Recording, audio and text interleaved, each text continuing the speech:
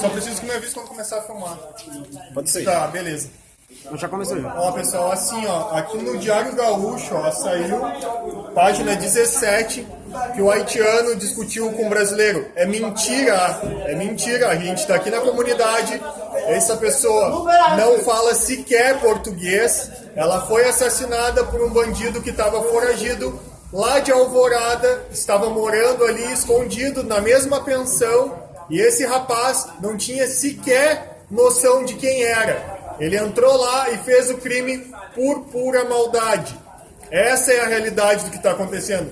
O que está saindo na mídia que for contrário a isso é mentira. Se querem saber realmente a verdade, está aqui, ó.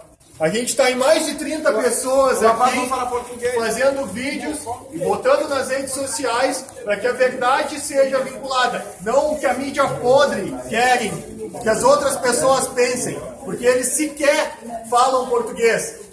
Deve ter uma meia dúzia que fala mais ou menos, que ajuda a interpretar o que os outros falam. Esse rapaz não conversava nada no nosso idioma. Foi morto por um bandido foragido. Essa é a realidade. Então, antes de lerem qualquer coisa e acreditarem, deem créditos àquilo que as pessoas que estavam no local e vivenciando a realidade estão fazendo agora. Esse é o nosso recado. Tem mais vídeos nossos nas redes sociais. Compartilhem e nos ajudem para que isso atinja o maior número de pessoas possíveis e chegue àqueles que podem fazer alguma coisa.